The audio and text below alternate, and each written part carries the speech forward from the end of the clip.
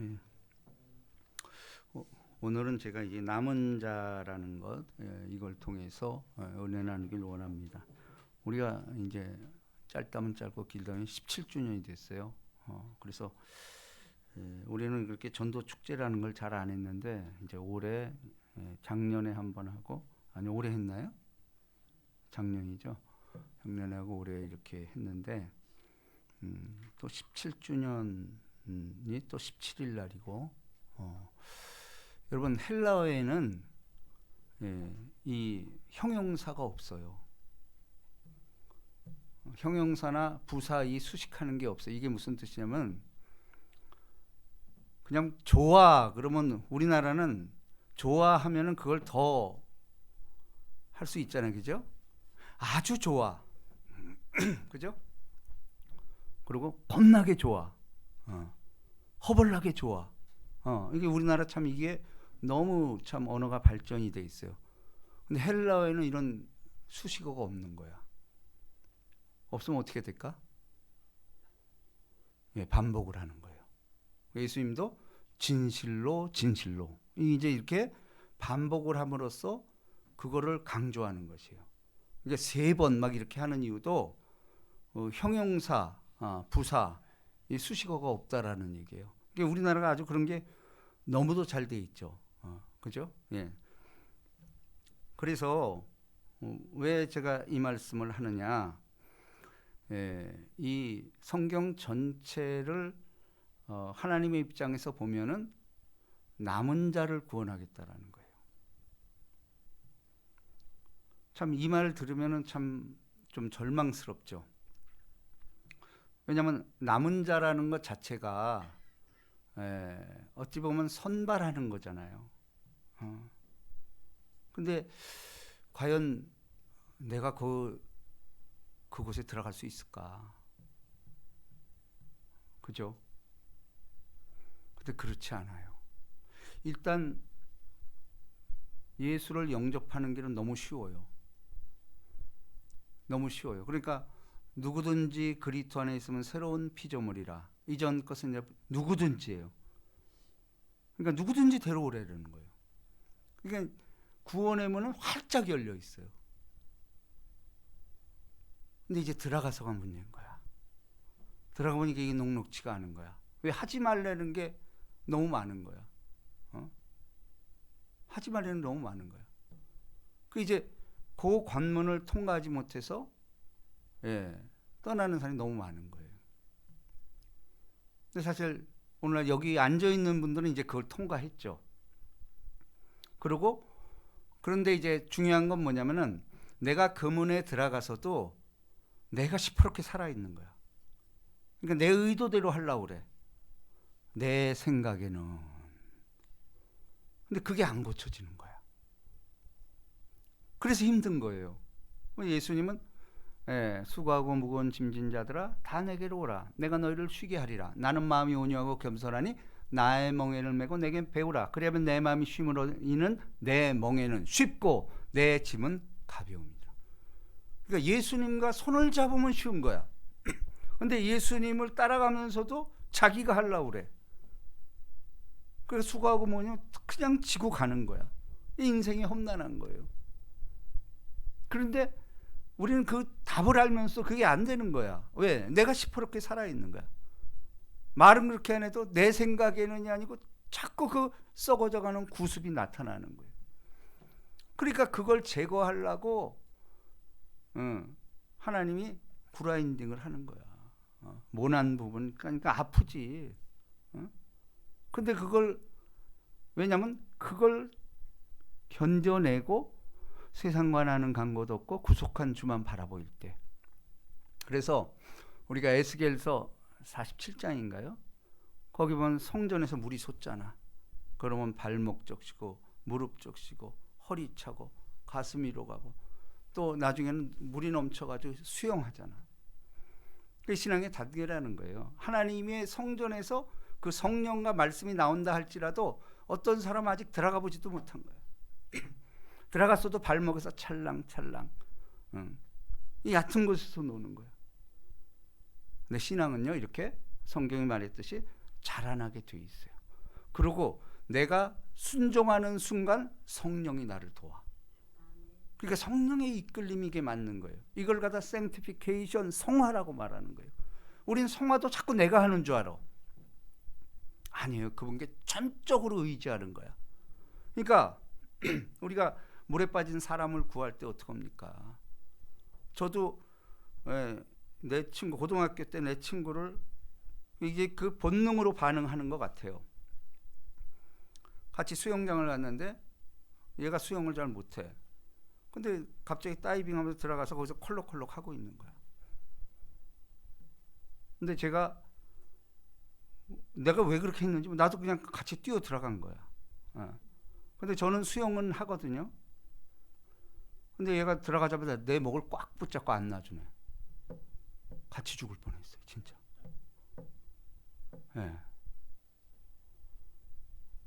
바로 이게 뭐냐면은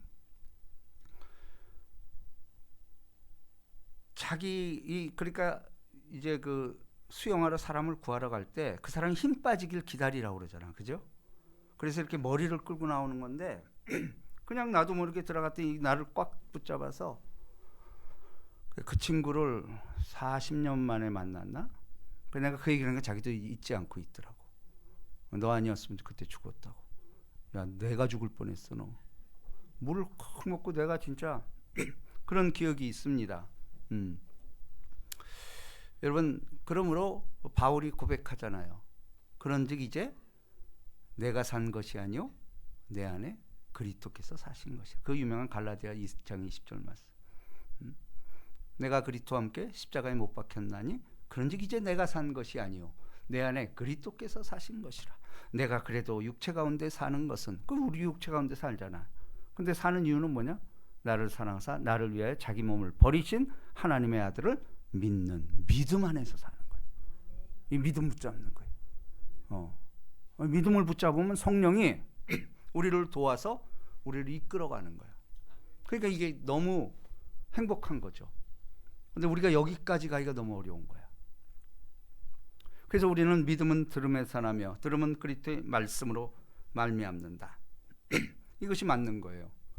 그래서 성경은 구원받는 자가 누구냐? 남는 자라는 표현을 하고 있는 거예요. 그래서 이 신학적으로 가장 핫한 이슈가 남는 자 사상이에요. 렘넌트라는 거. 이거에 대한 논문이 엄청나게 발표가 됐어요. 남는 자가 누구냐라는 거예요, 그러면.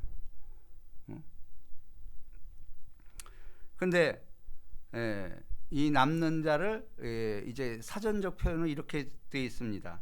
하나님은 죄인을 벌하시는데 그 중에서도 소수자를 남겨 구원과 축복의 담당자로 하시는 바 이것을 자각하고 있는 자.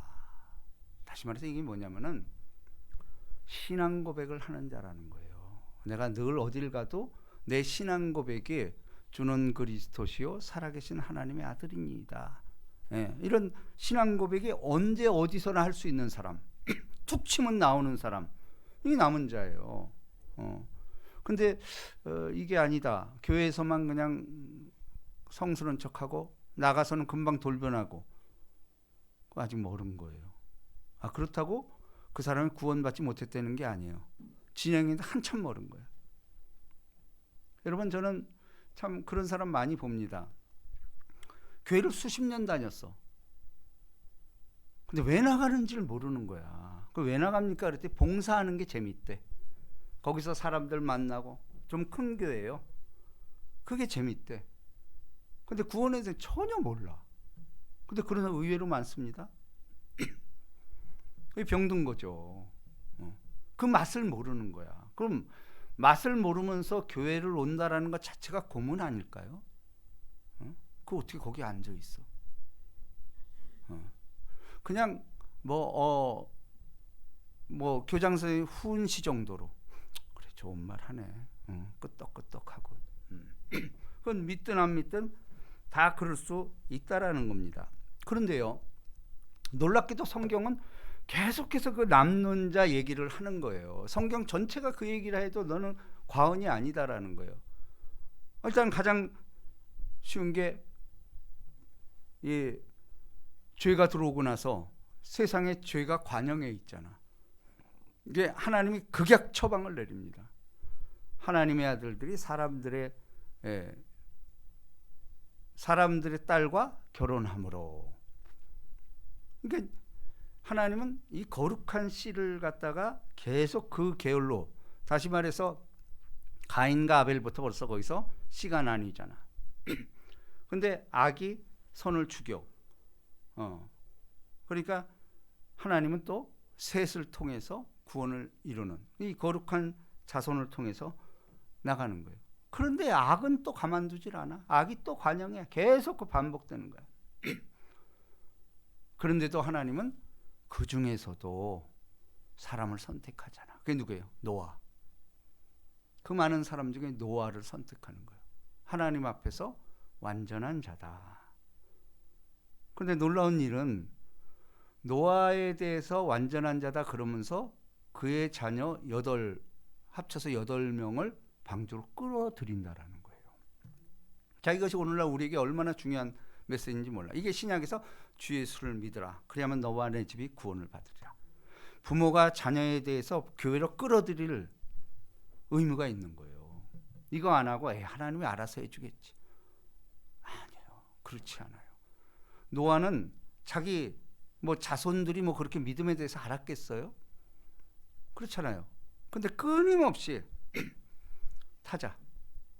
그리고 어쨌거나 그 방주를 만드는데도 얼마나 오래 걸렸겠어요. 그 큰 방주를. 그건 자손이 다 동원됐을 거 아니에요.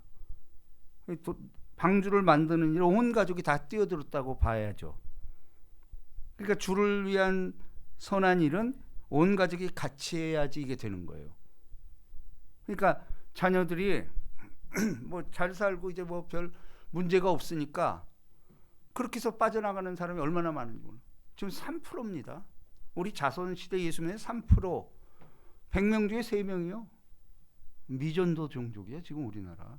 우리 세대가 가면요. 암울해요 지금. 근데 자녀들 가만 놔둘 거예요? 방주 안에 자꾸 방주에 연습을 해야 될 거 아니에요. 결정적인 날에 교회 온다면 안 오게 돼. 이게 교회 오는 습관이 있어야 돼요. 죽을 수밖에 없어요. 노아와 8 식구를 살려주잖아요. 나머지는 어떻게 했는데? 다 죽어요. 그거 좁은 문 아니에요? 남은 자 소수예요. 그거 어떻게 해요? 성경이 그렇게 말하는데. 근데 또 이 노아의 가족도 8명 중에서도 또 악한 자가 나오는 거예요. 마귀가 들어간 거예요. 응? 그렇죠? 누구죠? 노아의 형제가 누가 있어요? 그렇지. 셈, 함, 야벳. 근데 함이 아버지의 그 부끄러운 모습을 알림으로 성경이 지적을 하잖아요. 근데 놀라운 사실은 함을 저주하지 않고 그 아들 가나안을 저주를 해. 이건 맞아요. 왜냐?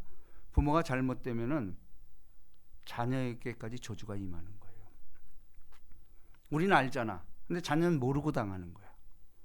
이게 신앙의 대물림이 얼마나 중요하면은 하나님은 하나님의 이름을 아브라함의 하나님, 이삭의 하나님, 야곱의 하나님이 이게 이름이라는 거예요.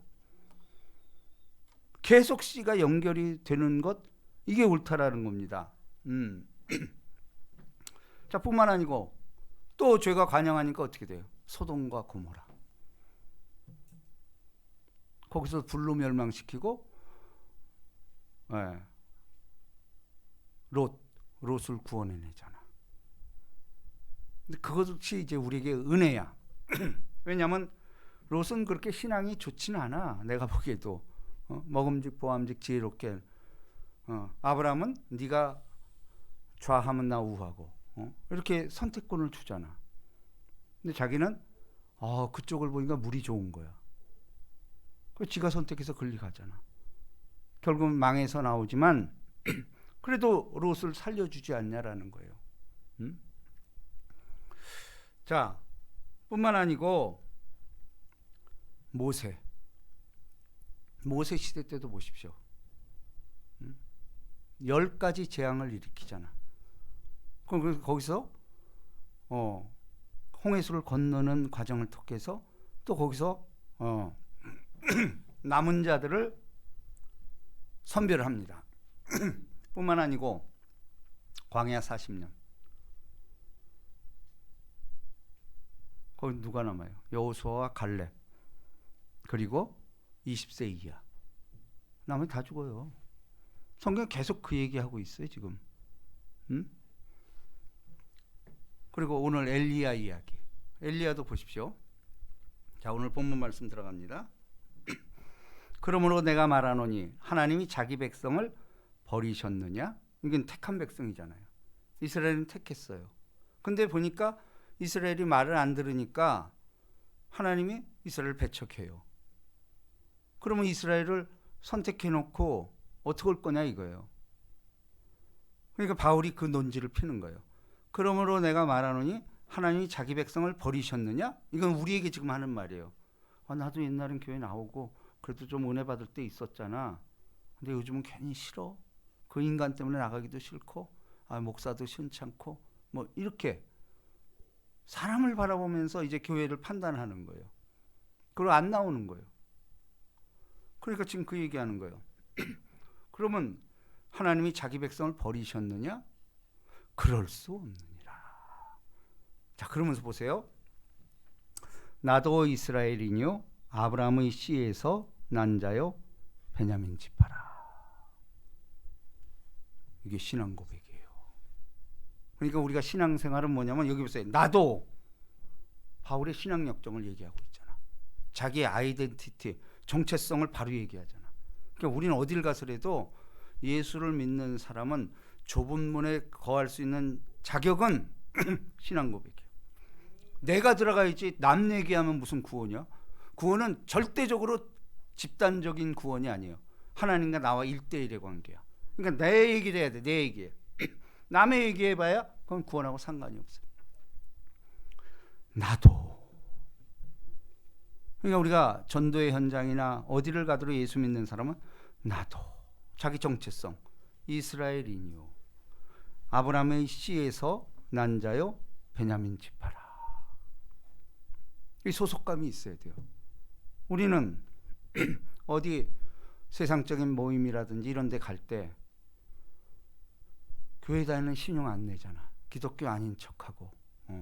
그리고 식사할 때 가보세요. 기도하는 사람 거의 없어요. 근데 지금 망조가 들은 거예요. 응? 그렇잖아요. 근데 바울은 나도 교회 나가고 더 나가서 교회나 집사요. 얘기해야 된다라는 거예요. 나 장로요. 근데 전혀 숨기잖아. 신앙 고백이에요. 좁은 문에 있는 사람, 구원받은 사람들의 표상은 자기 입술의 고백을 통해 신앙 고백이에요. 오죽했으면 바울은 그 유명한 로마서 10장 8, 9, 10절에서 뭐라고 그럽니까? 사람이 마음으로 믿어 의에 이르고 입술로 시인하여 구원에 이르는. 전 세계 모든 교회가 이거 구원할 때 따라서 하라는 거예요. 전 세계 모든 교회가.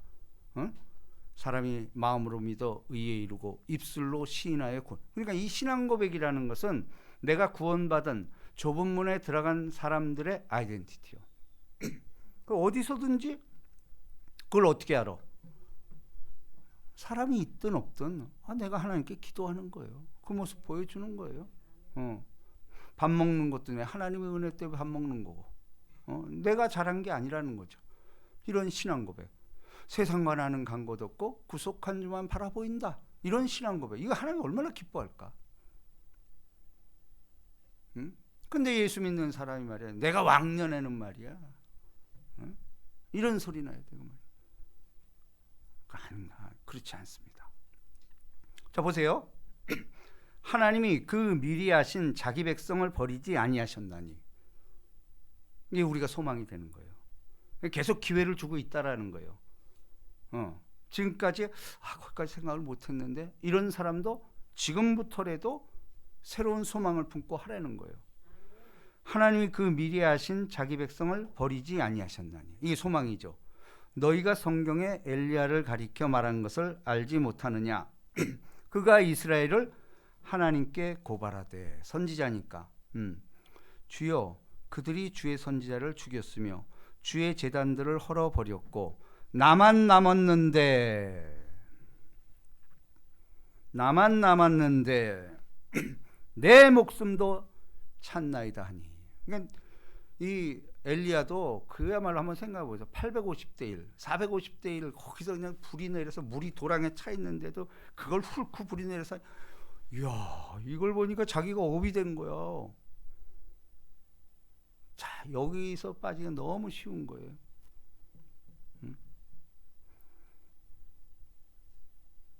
그런데 하나님이 그러잖아요. 그에게 하신 대답이 무엇이냐? 내가 나를 위하여 바알에게 무릎을 꿇지 아니한 사람 7,000명을 남겨두었다. 그러니까 하나님이 엘리야를 높이 들어 사용하는 건 맞지만 이름 없는 7,000명의 이름도 몰라, 성도 몰라. 근데 사실은요, 세상을 이끄는 힘은 이런 사람들에서 이끌려고 하는 거예요. 지금 뭐 믿음이 좋고 부흥사들 이런 사람이 이끌리는 게 아니에요. 그건 네 상 네가 받은 거예요. 위험한 거예요. 상당히 위험합니다. 그런데 무릎 꿇지 않는 7천이 있는 거예요. 예를 들면 오바다와 같은 사람들. 그런 사람들이, 그리고 우리나라 1급 이상 공무원 중에 70%가 크리스찬이잖아. 그런 사람들에 의해서 우리는 모르잖아, 누가 크리스찬인지. 근데 그런 사람들이 틀림없이 대통령을 위해서, 세계를 위해서, 그러니까 우리나라가 이렇게 된 것은 철저하게 무릎 꿇지 않은 7,000명이에요. 그 안에 우리가 있는 거잖아요. 뭐 남들이 우리 알아줍니까? 그런데 우리는 이 7,000에 속했으므로 너무 감사한 거예요. 뿐만 아니라 요한계시를 보니까 24장로가 하나님 앞에서 막 간구하잖아. 근데 저쪽에 보니까 흰 옷 입은 무리가 쭉 천국을 해서 올라오는 거야. 흰 옷 입은 무리. 이름 없어요. 빛도 없어요. 흰 옷 입은 무리가. 저 사람은 누구예요? 장로들이 자기들만 구원받은 줄 알고. 근데 뭐라 그러죠? 예수 그리스도의 핏값으로 산 무리들이라는 거예요. 자기 공로 있는 게 아니고 예수 그리스도를 믿고 그들을 따르는 자들, 이 흰옷 입은 거룩한 무리. 그 장로들이 그 말에 충격을 받고 자기가 쓰고 있던 멸류관을 다 내려놓습니다. 다 내려놓고 하나님 앞에 바쳐. 이게 옳은 자세예요. 친천을 남겨두었다 하셨으니 그런즉 이와 같이, 자 우리 5절 다 같이 있습니다. 시작. 그런즉 이와 같이 지금도 은혜로 택하심을 따라 남은 자가 있느니라. 야, 여기서 핵심 단어는 뭐예요? 지금도예요. 지금 우리가 지금 예배드리는 이 지금도 은혜로 택하심을 따라 남은 자가 있느니라. 이게 소망이 되는 거예요. 그 남은 자 사상은 지금도 계속되고 있다라는 겁니다. 자, 6절 다 같이 있습니다. 시작. 만일 은혜로 된 것이면 행위로 말미암지 않으니 그렇지 않으면 은혜가 은혜되지 못하였느니라. 자, 은혜라는 말로 끝을 맺습니다. 무슨 얘기죠?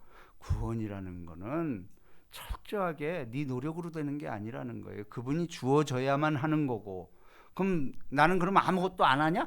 그게 아니라 우리가 할 일이 있는 거예요. 뭐예요? 신앙 고백이에요. 끊임없이 신앙 고백. 저는 그리스도시요 살아계신 하나님. 어딜 가나 신앙 고백이 이루어지는 거예요. 신앙 고백을 하면 그 모습 보여야지. 어딜 가도 기도하는 모습, 어디 가도 축복하는 모습, 어디 가도 선한 영향력을 행사하는 모습. 이게 우리에게는 너무도 부족하다라는 거예요. 제가 얼마 전에 그 김진홍 목사님 설교를 들었는데 김진홍 목사 아시죠? 새벽을 깨우리로다. 그분이 그런 간증을 하네요. 자기랑 가장 절친했던 친구 중에 하나가 유병현이었대요. 유병현 누군지 아세요? 구원파. 저 세월호 때 그 자살한 사람 있잖아요. 그분이 자기랑 절친이었대. 초등학교도 같이 나오고 그랬대요.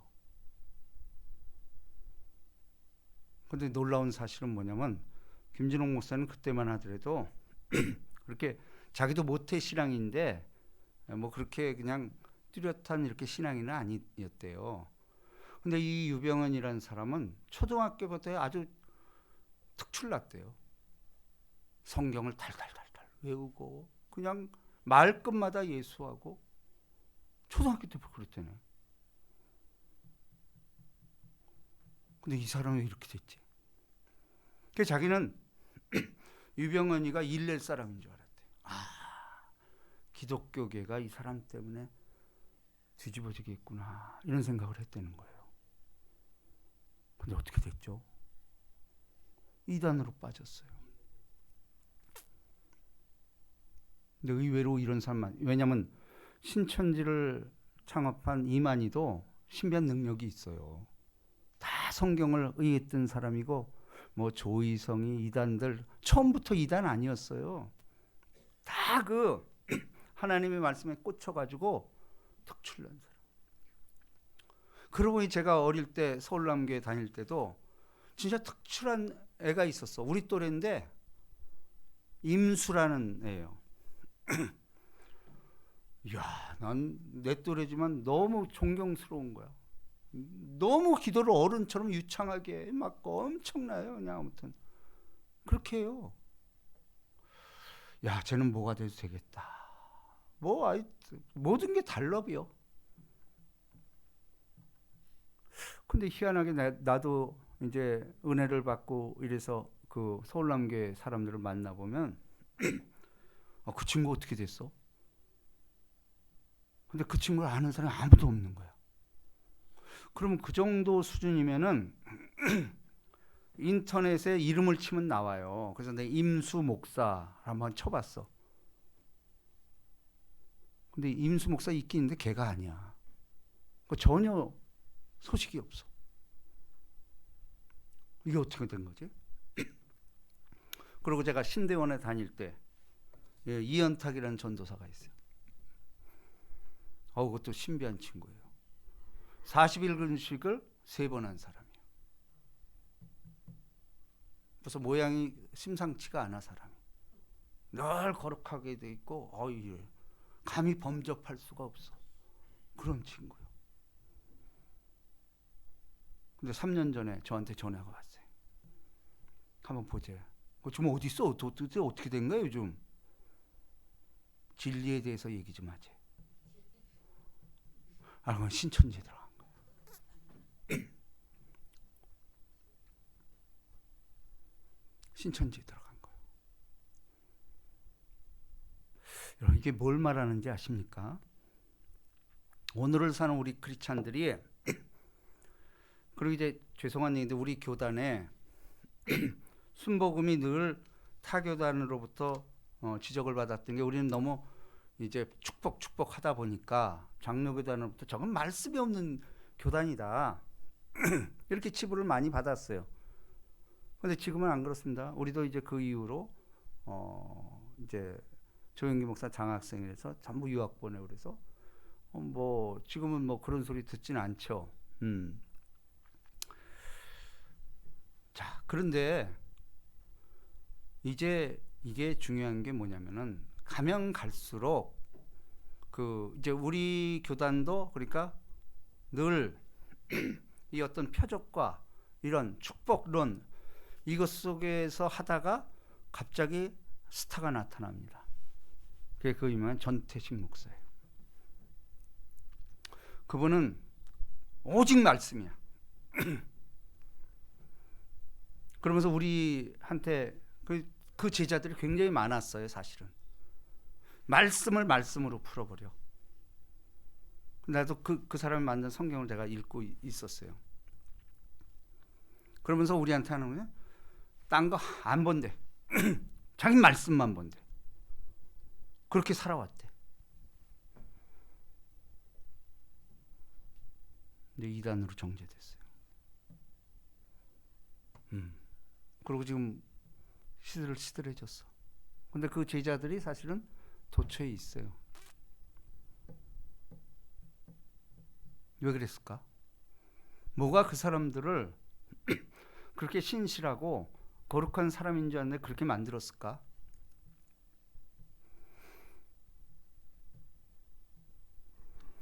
여러분, 이제 우리가 이제 주의해야 될 게요. 그래서 이게 이제 신학이라는 테두리를 해야 되는 거야. 독학으로 한 사람들은 사람과 관계 이런 게 잘 안 되는 거야. 왜냐면 우리는 신학을 하면서도 각자 그래도 믿음이 있는 사람도 오는 거야. 그러니까 치열한 토론이 일어나요. 자기 생각을 이렇게 하고 그걸 갖다 교수한테 검증을 받고 뭐 이래도 잘 해결이 안 돼. 근데 그러면서 남을 인정하게 되고 자라나는 거예요. 그러니까 우리가 알잖아. 검정고시한 사람하고 고등학교 나온 사람 달라요. 다르다니까. 그건 어차피 신앙이라는 건 관계에 있는 거예요. 사람들의 관계에 의해서 자기가 자라나는 건데 그런 걸 무시해버리고 난 독하겠다 이거요. 그 자기만의 하나님. 그렇지 않아요. 어떤 규정이 돼 있는. 그러니까 보세요. 엘리야 시대에도 엘리사 시대에도 선지학교가 있었다니까. 선지학교가 있으니까 거기서 그들하고 검증을 받고 이렇게 하면서 나온 게 정통 신학이에요. 근데 이 사람들은 그런 신학을 안 하니까 자기만의 하나님. 근데 이게 미천이 떨어져 버려. 유병원이 수많은 이단의 교주들이 박태선이도 말할 거 없어요. 박태선이 처음부터 그런 거 아니에요. 한강변에 100만 명이 모여 있었어. 엄청난 역사가 일어났습니다. 뭐가 문제일까요? 여러분, 이게 이제 칼바르트라는 분이 이제 그런 걸 잘 정의했어요. 목회자의 문제가 뭐냐? 교회사를 연구하고 오늘날 이단들이 판치는 걸 보고 이 사람이 뭐라고 그러냐면 한 손에는 성경을 잡는 게 맞다는 거예요. 근데 한 손에는 뉴스페이퍼, 신문을 집어야 된다라는 거예요. 근데 근본주의자들은 오직 성경. 아니요. 그거는 하나님의 일반 특성인 일반 축복을 무시하는 거야. 자연이라는 것도 하나님이 준 자연의 계시예요. 자연을 통해서 하나님의 섭리를 얼마든지 알 수 있어요. 근데 그걸 무시하고 특별 은혜 그것만 강조하는 거야. 특별 은혜는 성경이다 이거예요. 맞죠? 그건 틀린 게 아니에요. 근데 성경은 해석이에요. 자 보세요. 놀랍게도 예수님은요. 우리가 어린 날은 잘 몰라. 12살 때만 이렇게 기록이 돼 있기 때문에. 근데 예수님이 이 사복음서를 통한 그 어록을 보면요. 엄청난 지식을 쌓았다는 걸 알 수가 있어. 왜냐면 수많은 예화를 들이대잖아. 근데 예화가 어디서 나왔겠어요? 자기가 겪은 것도 있겠지만 왜냐면 서민 생활을 살았으니까 겪은 것도 있지만 그 당시에 나와 있는 책을 많이 읽은 거예요. 그 풍습이라든지 이런 책이 있었잖아. 그 어떤 그런 거를 굉장히 많이 습득을 하고 있었던 거예요. 그래 누가 아들이 떡을 다 그리고 두 아들이 있었다. 뭐 이런 이게 다 어디서 나왔냐라는 거예요. 책을 읽었다라는 거예요. 오늘날 그래서 고전이 중요한 이유가 뭐냐면은 인문학적인 소양이 있어야 돼요. 목회자들은 이 성경 이외에도 인문학적인 고전들 이거는 전통을 따라 내려. 왜냐하면 우리는 선지자들과 그들의 전통을 따라왔다라고 고백을 하고 있는 거예요. 그래서 지금도 성경 이외에 탈무드라든지 또 여러 가지 좋은 그런 인문학적인 소양을 갖춘 게 너무 많은 거예요. 왜 우리가 학교 다니면서 영어 수학만 하면 되잖아 어찌 보면. 근데 뭐 도덕, 가정 뭐 이거 왜 해야 되죠? 사랑 관계 속에서 다양한 걸 체험하고 하나님 그렇게 어떻게 쏠린 이게 아니라는 거예요. 다 하나님의 것이라는 거예요. 솔로몬 보십시오. 솔로몬의 결말은 안 좋은 건 사실이지만 그가 해놓은 업적을 보십시오. 솔로몬은 너무 알고 싶은 거야. 그 하나님이 준 지혜와 지식으로 식물도강, 동물 편람 이거 다 썼다고 성경에 나오잖아. 왜 성경에 나왔을까? 이게 인문학적인 소양. 여러분, 그러므로 예수를 제대로 믿는다라는 것은 우리가 공인된 인문학적인 소양, 이거와 같이 가지 않으면요 설교가 삐뚤어져요. 그리고 이단으로 빠져버려. 누구나 공감할 수 있는 이 클래식 인문학적인 소양, 좋은 양서들, 그러니까 저도 그걸 알기 때문에 제가 이제 설교에 많은 그 소재가 됐던 게 저는 그걸 알았어요. 그래서 기독교인이 일과는 백선, 저는 그게 꽂혔어요. 그래서 광명에 살 때 그 도서관 다니면서 그걸 다 보고, 저는 책을 읽고 그냥 덮질 않아. 우리 시연이도 제가 그 뭐예요? 그 이번에 노벨상 받은 사람 한강, 그 뭐죠? 채식주의자. 그거 제가 한 5년 전에 사서 읽고 책꽂이에 빠져. 근데 얘가 읽은 거야 벌써. 근데 나도 몰랐는데 거기 보니까 내가 줄을 쳐놓은 부분이 있는 거야. 그래서 저는 줄을 쳐요. 줄을 칠 뿐만 아니고 은혜 받은 거는 바로 컴퓨터로 옮깁니다. 제 독서록에, 제가 독서록이라는 계정을 따로 만들어 놨어. 그래놓고 그때 고전들을 읽은 게 내가 느낀 소양이 있는 거야. 그걸 내가 쳐놓는 거야. 이게 나 설교할 때 얼마나 도움이 되는지 몰라. 왜냐면 그때 읽은 걸 내가 이렇게 보는 거야. 그래, 이게 그때 이거였구나. 그런데 더 놀라운 것은 그걸 읽으면서 또 다른 영감이 생겨. 희한하게. 이게 하나님이 준 지혜야. 그래서 여러분, 우리가 예수를 제대로 믿는다라는 것은 성경만 이런 편협판이 아니야. 모든 것 하나님이 만들었어. 성경에 특별 계신 건 틀림없어요. 근데 예수님도 예화를 들고, 그리고 특별히 예수님 무슨 얘기를 하냐면 기록되었을 때 했는데 성경이 없어. 예수님이 분명히 얘기했어요. 성경에 기록되었을 때, 성경에 기록되었을 때 있는데 성경 어디에도 못 찾는 거야. 이게 뭘까? 수많은 지식을 습득한 거예요.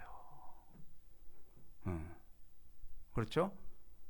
그렇게 이해를 해야 돼. 그러니까 오늘 우리가 중요한 것은 뭐냐면은 결국은 예수를 믿는다라는 것은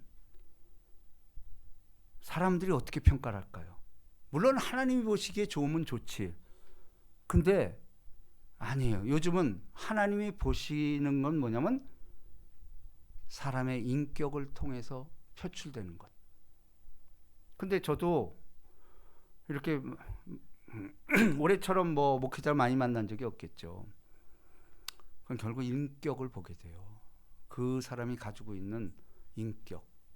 근데 그 인격은 그분이 목사잖아. 목사라는 성령의 조명에 의해서 그 인격이 더 돋보이는 거야. 그리고 더 놀라운 것은 그 인격은 지금도 잘하고 있어요. 이게 참 정말 존경하는 목사들은 보면요, 제가 보기에도 계속 잘하고 있어.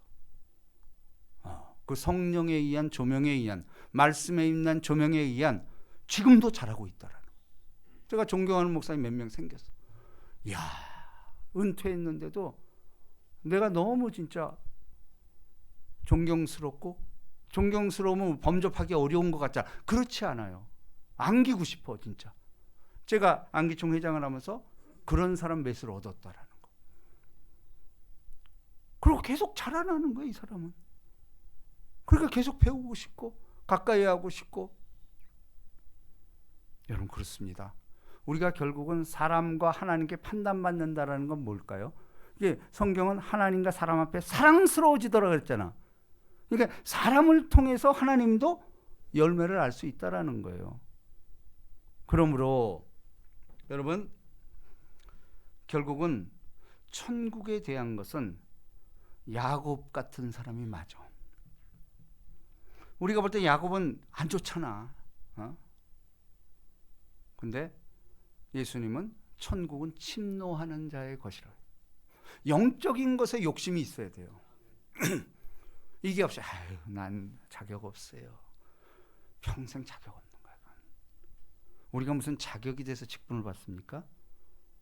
그 영적인 거에 대해서 몸부림쳐야 돼. 어? 우리가 뭐 교회에서 직분을 준다. 그러면 어쨌거나 그때만이라도 막 발버둥 쳐야 돼. 나 좀 해주십시오. 이 야곱이잖아 이게. 근데 성경에 야곱의 이름이 기록돼요. 아브라함, 이삭, 야곱. 우리 다 야곱 같은 자. 근데 영적인 욕심은 있어야 돼. 내가 이건 붙잡아야 되겠습니다. 이런 게 있어야 되나? 없는 거야. 에이 알아서 주겠지 뭐. 아니에요. 그냥 몸부림치는 거야. 이 영적인 거에 대해서는 주십시오 하고 그 야곱이 결국은 성경에 기록되지 않냐라는. 그러므로 여러분 우리가 믿음이라는 것은 하나님 준 모든 것에 포함이 돼 있어요.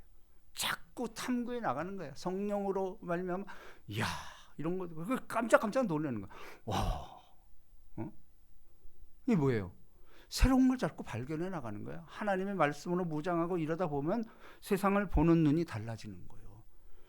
심지어는 콘크리트 바닥에서 나오는 그 꽃조차도 이거 너무 놀라는 거야. 아니 어떻게 해서 저런 생명이 날까? 이런 좀 놀라는 이거 그렇잖아요. 이게 결국 뭡니까? 신앙에 의한 이 인문학적인 소양. 그러니까 우리가 뭐 노벨상을 받았다 그런 거 읽을 줄 알아야 돼. 읽으면서 왜냐면 이건 세계적으로 공인된 거거든. 그걸 가지고 나는 여기서 뭘 느낄 수가 있을까? 지금은 내가 깨달음이 없다 할지라도 계속 하다 보면은 이게 자라나요. 그게 뭐냐면 영적인 욕심이 있어야 돼요.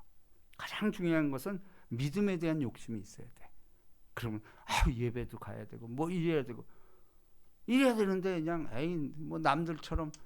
여러분 좁은 문이에요. 예수님이 좁은 문이라고 딱 규정을 했잖아. 몸부림치는 거예요. 그 안에서. 그런데 우리는 이미 좁은 문에 들어와 있어요. 그렇죠? 그리고 우리가 남은 자라는 건 결국 뭐냐? 신앙 고백하는 자예요. 아무 데서나. 나는 내 아이덴티. 바울처럼 나는 자기 소개를 할 줄 알아야 돼. 어디에서나 나는 이런 사람입니다. 신앙 고백하는 사람. 이게 남은 자입니다. 이 복이 임하시기를 주님의 이름으로 축복합니다. 우리 뜻을 생각하면서 이 찬양 한번 합시다.